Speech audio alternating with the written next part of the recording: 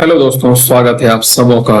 अभी तक हमने देखा था इमरजेंस ऑफ रीजनल स्टेट्स में हमने तीन टाइप के स्टेट्स के बारे में देखा था, successor states, rebel states and independent states. दोस्तों, हमने सारे स्टेट्स के कैरेक्टरिस्टिक्स के बारे में देखा था, जिसमें हमने देखा सक्सेसर स्टेट्स के बारे में, जिसमें हमने अवध और बंगाल के बारे में देखा। सॉरी, बंगाल और हैदराबाद के बारे में हम देख चुके हैं और अगली बारी है अवध की, तो हम देखेंगे अवध के बारे में। दोस्तों, इससे पहले सक्सेसर स्टेट के क्या कैरेक्टरिस्टिक्स थे, ये कैसे बनते थे, ये हम देख चुके हैं। और हम ये भी जानते हैं कि जो सक्सेसर स्टेट्स बने थे, इनमें क्या होता था कि मुगल के जो राजा थे, मुगल साम्राज्य जो था, वो किसी एक बंदे को गवर्नर बना के भेजती थी। वो गवर्नर बन गया, फिर उसी को हो सकता है किसी किसी केस में हमने देखा है कि उसी को मंत्री भी बना दिया। ठीक है, तो वो दोनों पोजीशन संभालते संभालते वो क्या करता था, उस क्षेत्र पे अपना दबदबा बना देता था और उस क्षेत्र पे जो वो अपना एकाधिपति राज्य चलाता था। मीन्स कि उसका कहना ये रहता था, भाई सरकार मुगल साम्राज्य को ये बोलता था कि भाई राजा तो आप ही हो हमारे, बट डिसीजन वो सारे खुद लेता था। डिसीजन इन टर्म्स ऑफ किसके साथ युद्ध लड़ा जाए, किसके साथ शांति की जाए, और किस टाइप की इकोनॉमी पॉलिसी होनी चाहिए, किस टाइप का टैक्सेशन सिस्टम होना चाहिए, किसे रिक्रूट करना है, किसे हटाना है, किसे मारना है, किसे छोड़ देना है, किसके साथ दोस्ती रखनी है, किसके साथ युद्ध लड़ना है, सारे के सारे डिसीजन ये जो गवर्नर थे ये खुद ही लेते थे। तो इस केस में हम अगला देखेंगे अवध के बारे में। ठीक है, तो अवध में जो गवर्नर बन के आया दोस्तों, उसका नाम है कि सादत अली खान। ठीक है, और ये जो सादत अली खान है, ठीक है, ये सादत अली खान, और सादत अली खान को जो मुगल एम्पायर वो 1722 में अवध का गवर्नर बनाता है। 1722। ठीक है, अब 1722 में हो क्या रहा है कि अब आप खुद सोचो कि ये जो सादत खान बुरहानुल मुल्क है, अब कोई भी अगर गवर्नर बन रहा है और अगर वो आगे जा करके वहां पे मोनोपोली चला रहा है, मीन्स कि अपने अकॉर्डिंग वो काम कर रहा है, इट मीन्स कि उसके अंदर कुछ तो विल पावर होगी, कुछ तो मतलब वो स्ट्रांग बंदा है। तो सिंपल सी बात है, तो मीन्स कि सादत खान और बुरहानुल मुल्क जो है, ये एक एक्सट्रीमली बोल्ड और पावरफुल बंदा है अपने। ठीक है, ये बोल्ड है और पावरफुल बंदा है।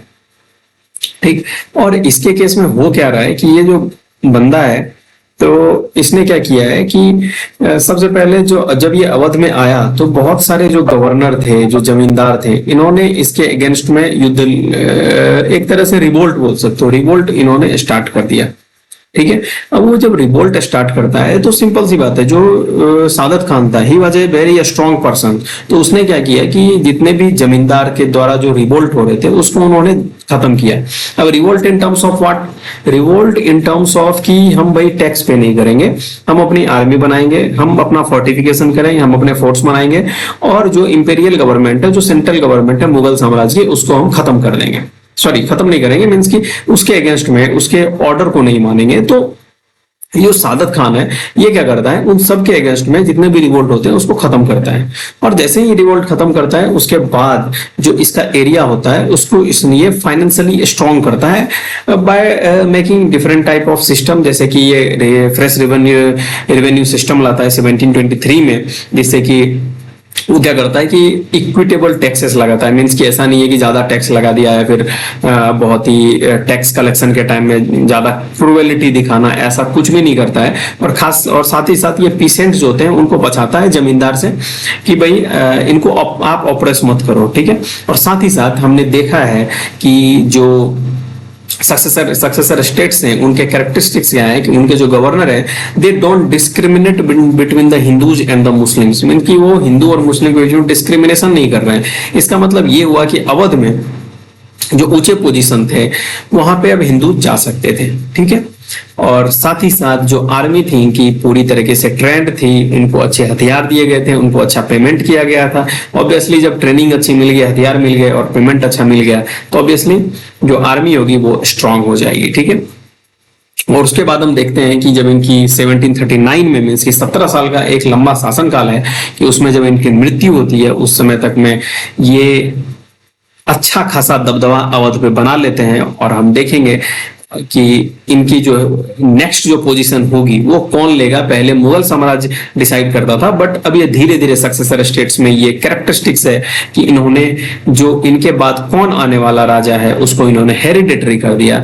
तो इस तरीके से जो अगला राजा आता है वो आता है सफदरजंग।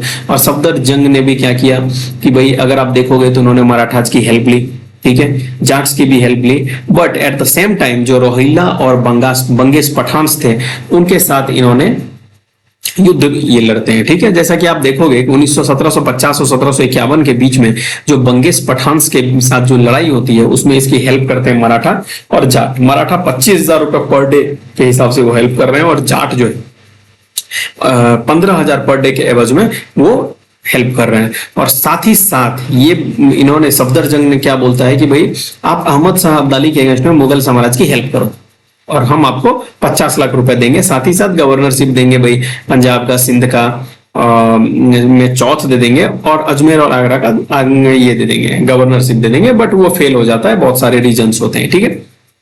इसके साथ अगर देखेंगे सफदरजंग की जो इक्विटेबल सिस्टम, जस्टिस, सबको अच्छे से जस्टिस देना, न्याय देना, किसी को कोई ऑपरेस नहीं हो सकता है, किसी के प्रति कोई मीन्स की किसी भी टाइप का डिस्क्रिमिनेशन नहीं हो सकता है। और साथ ही साथ इन्होंने क्या किया कि ऑब्वियसली जो हिंदू थे इसमें जो सबसे हाईएस्ट पोजीशन था ना वो हिंदू के द्वारा था। आपको याद रखने की जरूरत है कि जो महाराजा नवाब राय था वो हाईएस्ट पोजीशन था इसके सरकार में, ठीक है।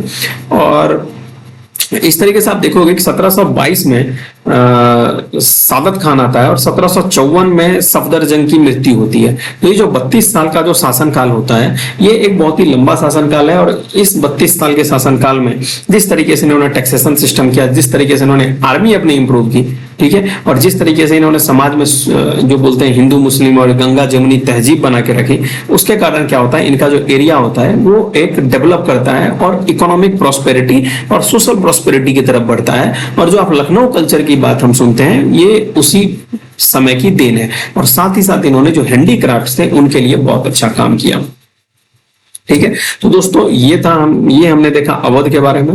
और अगर आपको कोई भी डाउट हो तो आप जरूर पूछें, हम यहाँ पे हैं आपका डाउट सॉल्व करने के लिए। और साथ ही साथ